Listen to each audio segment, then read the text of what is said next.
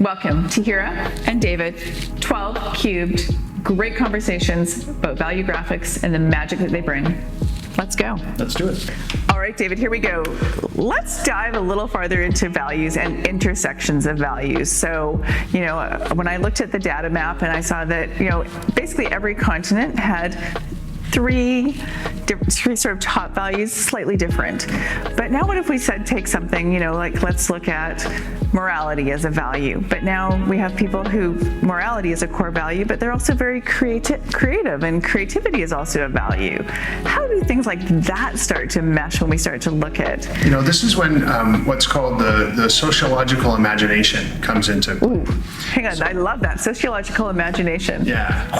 So this data set, anytime you start analyzing what people's values are, this is the world of sociology. This is a sociological database. And the point around sociology, in fact, sociology as a science gets knocked around a bit by some of the other sciences where there's always a black or white, like mathematics and physics and chemistry, there's a yes and a no, there's a right and a wrong. In sociology, what we end up discovering about anything that we study is what are the right questions?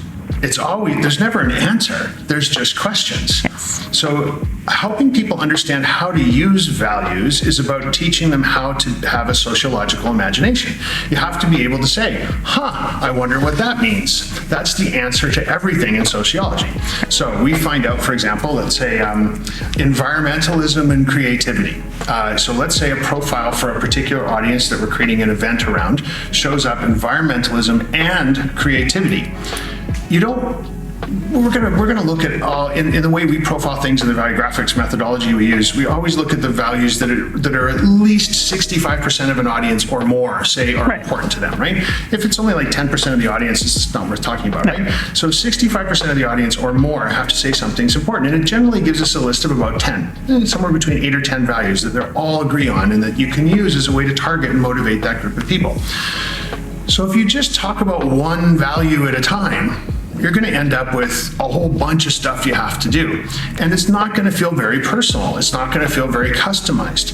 Knowing that environmentalism and creativity are intersecting for this particular audience, now let's take that as a leaping point and run with it.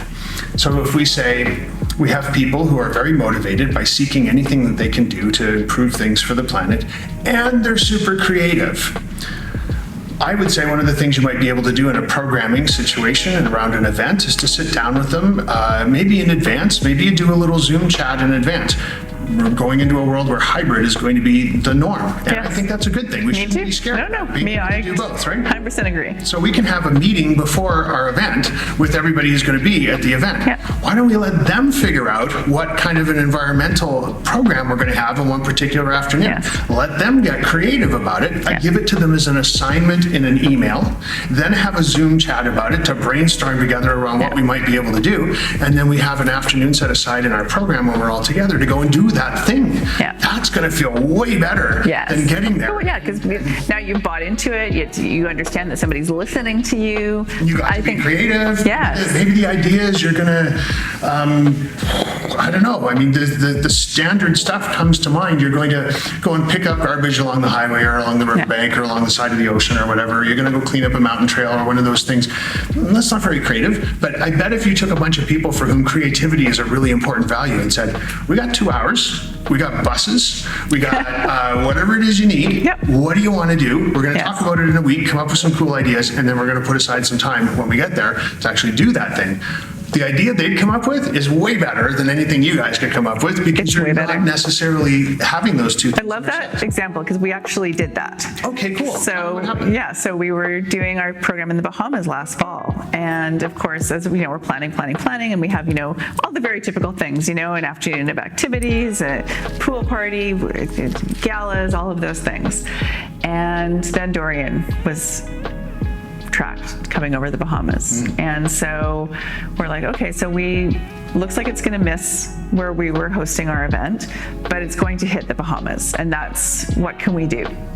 And so we had a conversation as our executive and said, whatever we do, we'll change the programming, because I had said from the beginning, I'm not just going to slap on some CSR activity because we have to have a CSR activity.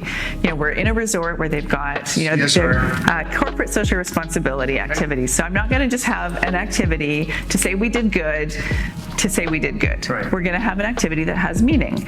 And nothing had been sort of pushed forward. We're already in a resort that's building a bottle recycling facility that the island doesn't have, that has a flamingo habitat and a habitat with whales and turtles and sharks, or nurse sharks and turtles, and they're already doing things. So let's talk about the things they're doing. Let's celebrate those and showcase those and take people on sustainability and environmental tours of what's already happening so they can understand what's happening there. Okay, good. That's like small box checked. Not really, we're not quite there yet, but so Dorian's going to happen.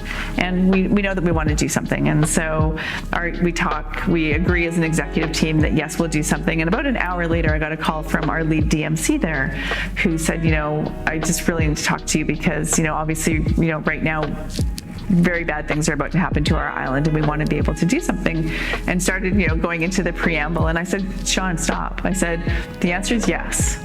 We don't know what it's going to be yet. We don't know what the activity is going to be, but the answer is yes. We want to do something to help, and we will change the programming to accommodate that.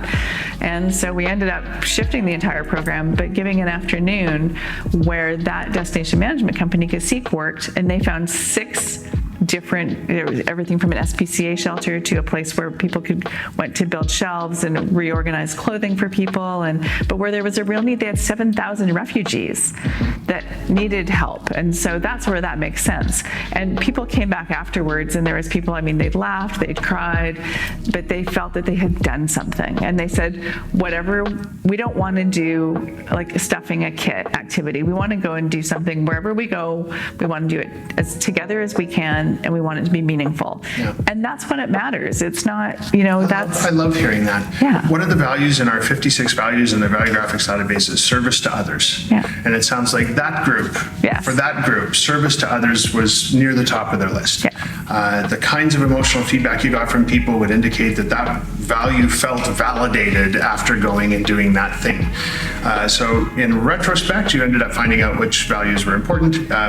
It's a very interesting way to approach programming around an event.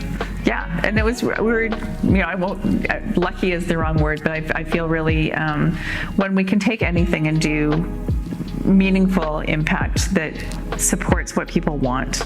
So like I said, now I'm thinking about all the values and about the people who come to our events and how we can just continue to do better, because it's we always go through a thoughtful process, and we always work with committees, and we always do those different kinds of things. Another intersection then. Creativity is a fun one to start with. Yes. So creativity and trust.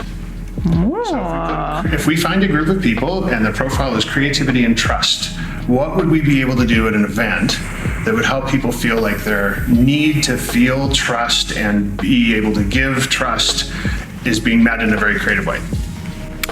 So that feels like I've just stepped back into the College of Extraordinary Experiences. So, which is an amazing magical place that it takes place for a week with people who are trusting creatives from around the world in Poland. And it was one of the most interesting experiences of my life, because you literally stepped into a place where you had to set aside all of your assumptions. And you were with people who weren't just event planners by any stretch of the imagination. They were artists and designers and videographers and animators, and created experiences in shopping malls and musical experiences. And you had to have a high level of trust to step into that kind of environment. And it was also a curated audience in the sense that you had to apply. And your chances of being accepted into this under sub 100 group were going to be higher if you were recommended by somebody who knew that you would get value from the experience. And then we just did crazy things. So, we created hero's journeys for each other, where you had to go through an entire hero's journey experience that you created that morning, that looked through sort of 5 steps of a journey, and you had to. Yeah, it was just a really... Sounds fascinating. It was a fascinating and amazing experience. Creativity and trust crossing over. On so many, every day on so many levels, and every day was a delightful surprise. So there's the point of what we're trying to make with this segment, I think, Yeah. which is about the sociological imagination. Yeah. That being able to identify the values for a particular group of people, taking one or two or three of them, mashing them together and saying, what do you think that means? Yeah. In the context of what we're trying to do around an event that's about, it's basically a learning and education event around a particular profession, let's say, that people Yeah. are in, or a sales trip that's about bonding and celebrating. We put two or three of these values together, and it's going to be a different answer in one case than it is in another case. Yeah. And it's about having the imagination to Yeah. be able to say, what if we did something Yeah. like this? That's what it's about. That's what Yeah. the Valuegraphics database brings to the table. Some people, I think, get a little bit put off by the notion that there is now data available that says what you are supposed to do for any particular group. That's not what it is. What No. this data does is says, here's the questions you should be asking Yeah. about how you can use all the amazing background Yeah. and experience you have in the best way possible to serve a particular Yeah. group. Well, one of the things, when I talk about and write about design, it's like ask the beautiful questions, right? That question that doesn't have a yes, no answer. Ask those open questions, ask those hard questions, and get people thinking. And then, take that information. I love that. I like the way of talking about that too. Ask the beautiful question. Yeah. I'm going to steal that. Do it. Popping up in my next book. Yes. Ask the beautiful question is it's a good thing. It's, absolutely. Thanks, David. Thank you.